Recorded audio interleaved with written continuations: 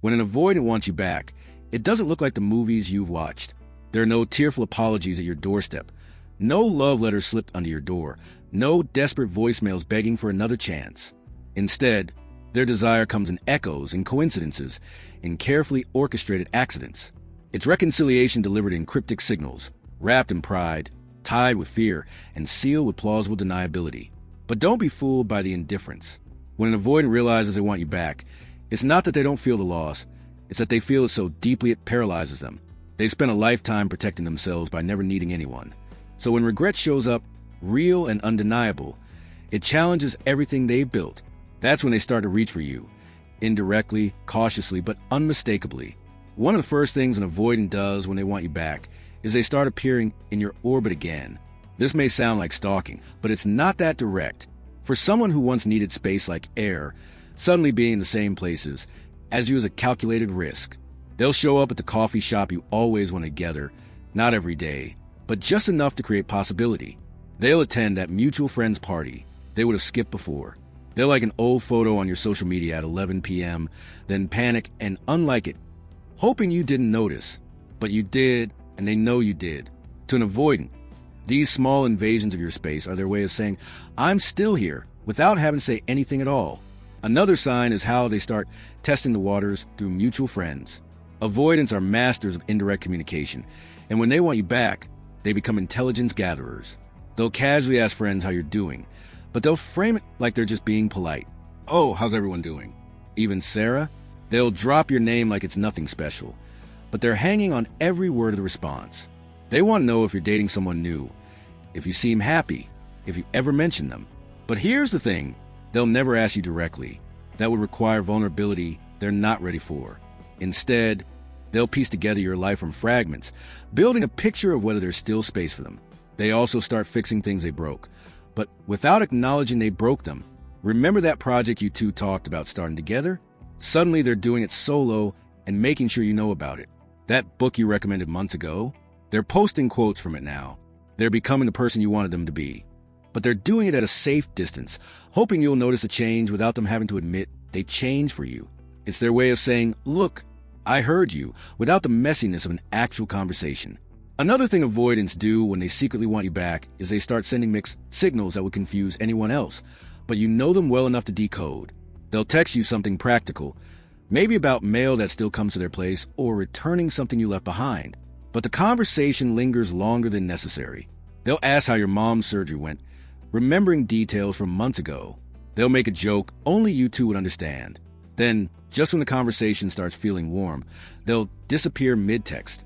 3 days later, they're back with another practical reason to reach out. These aren't random moments of contact. They're carefully controlled doses of connection, testing how much closeness they can handle without running away again. You'll also notice they become strangely protective of your past together. If someone criticizes you in their presence, they'll defend you, even though you're not together anymore. They'll keep photos of you two on their phone, buried in folders but not deleted.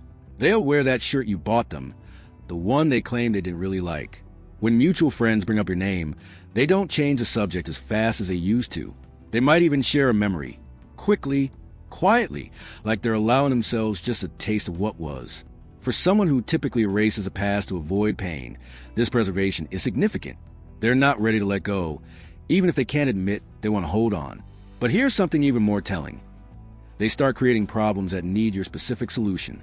Suddenly, they need advice about something only you would understand. Their car breaks down near your neighborhood. They have an extra ticket to that concert you mentioned loving 6 months ago, and wouldn't it be a waste not to use it? These aren't coincidences. Avoidants are strategic when they want something, and what they want is an excuse to be near you that doesn't require them to say, I miss you. They need plausible deniability, a reason that protects their pride while opening a door. So they manufacture these moments, hoping you'll step through that door without them having to hold it open. They also start showing you their growth, but in the most indirect ways possible. Remember how they used to shut down during emotional conversations?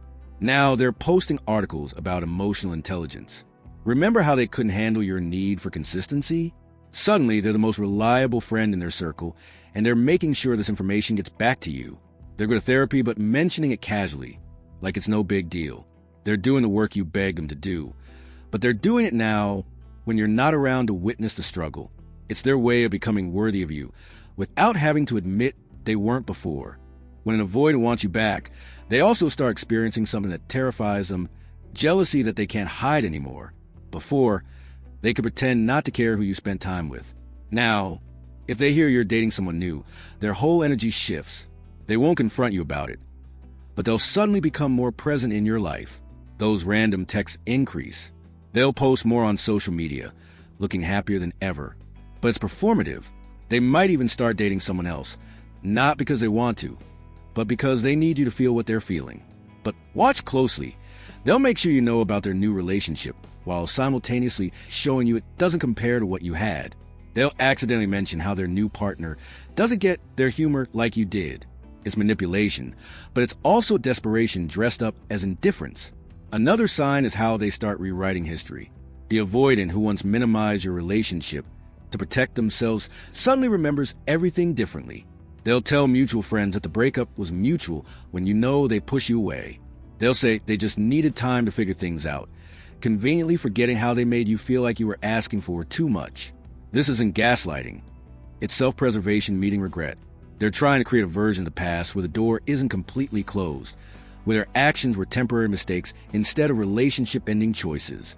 They need to believe there's still a chance, so they're editing the story to make reconciliation possible. Here's where it gets really interesting. They start breaking their own rules. The avoidant who never double-texted suddenly sends you 3 messages in a row at 2 a.m., probably after a few drinks lowered their defenses. They delete them by morning, but you already saw them. The person who needed a week to process every emotion is now having feelings in real time, and they don't know how to handle it. They might show up at your door after swearing they give you space. They might call you crying, something they never did even when you were together. These moments of raw emotion are quickly followed by withdrawal and embarrassment, but they're significant. Their entire system of self-protection is failing, because wanting you back is stronger than their need to stay safe. They also develop a sudden interest in your future that they never showed before. When you were together, talking about next year felt like pressure to them. Now they're asking mutual friends about your 5-year plan. They want to know if you're planning to stay in the city, if you're serious about that job in another state, if there's room in your future for plot twists. They're not asking because they're ready to plan a future together. They're asking because the thought of you having a future without them is unbearable, but they still can't say that directly. So they gather intelligence, looking for signs that time hasn't run out. And here's one of the most painful truths about avoidants who want you back. They often love you more after you're gone than they ever could when you were there. The distance gives them safety to feel everything they suppressed. Now they can miss your laugh without fearing you'll ask for more emotional availability. They can appreciate your patience without feeling suffocated by your needs. They can want you without the terror of having you. So they live in this limbo, wanting you back but terrified of what that means, reaching for you in half measures and hoping somehow that will be enough. If this video helped you see things more clearly, give it a like, subscribe for more insights on love and attachment, and share it with someone who might need to hear this today.